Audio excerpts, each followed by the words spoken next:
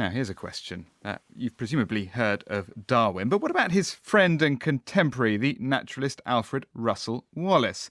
Well, if you haven't, maybe you should have. And today, Wallace's work on the theory of natural selection, along with major insights into biodiversity, described in thousands of pages of books, articles, drawings and paintings, are going to appear together for the first time on a freely accessible website.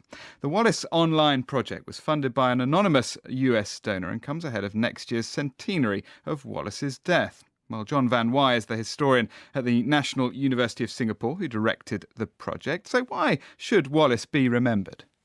Alone out of everyone who has ever lived, apart from Darwin, Wallace discovered the theory of evolution by natural selection by himself. That makes him a very interesting figure, because what if there was no Darwin?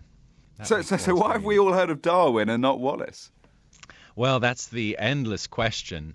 I think one of the reasons is, of course, history usually only remembers one person, the first person to think of the idea. And Darwin did think of the idea first, but both of them published the theory of natural selection in a joint publication. So that's why they are forever linked. Did they, though, come up with basically the same theory but completely independently, or were there variations? They clearly did so very independently. Darwin did so not, as legend has it, on the Galapagos Island when he saw the beaks of some finches. That's completely false. Darwin came up with a theory after he was back in London.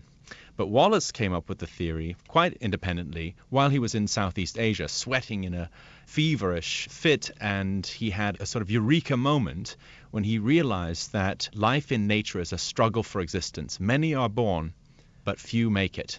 And he realized that those few that had the right stuff to survive must be those that pass on their characteristics to the future, and thus that is how new species could arise and how things could become adapted to an ever-changing world. So why then did the name Darwin persist? The reason Darwin is remembered more is because a year after the joint paper of Wallace and Darwin, Darwin published his great work, The Origin of Species. And it was his book, with all of its facts and arguments and data, that convinced the international scientific community within about 15 years that evolution is a fact. So was it Wallace's fault in a way for not following through on this great idea and expanding on it in the same way? Well, it's not his fault. He can't be blamed for it. I mean, he had the idea, he wrote it out in an essay, and he sent it to Darwin. And, when would he have published it? I don't know. The fact is, because he sent it to Darwin, it was very hurriedly published, both of them together. So this got Wallace into print faster than anything. The fact is, though, that Darwin had a 20 years head start. His book was almost finished. He was 2 years away from finishing his big book on species. But Wallace changed that. Darwin dropped what would have been a Victorian 3-volume table crusher into a 1-volume condensed version, which is The Origin of Species. So we have Wallace to thank for that. And I guess there was an element of Victorian deference in all this. Darwin, the senior scientist? Yes, well, the Victorians, one of their quirks, of course, was to be more modest than everyone else.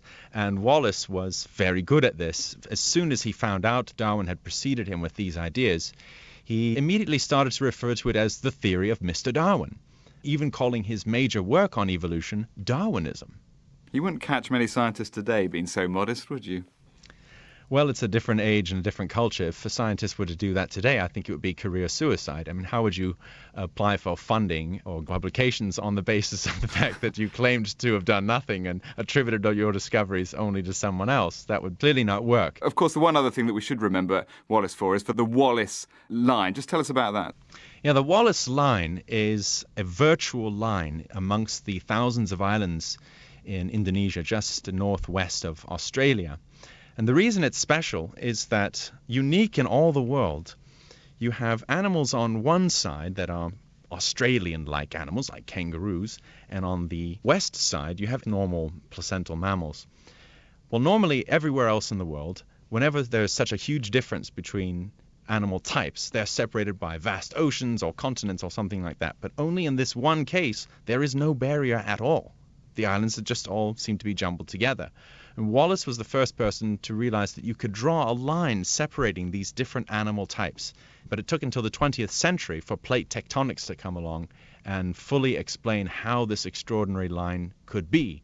Do you think that this online project, and I understand the centenary celebrations next year, do you think that will go some way to restoring his memory and that people will know his name a little bit more, or is he destined to remain in relative obscurity?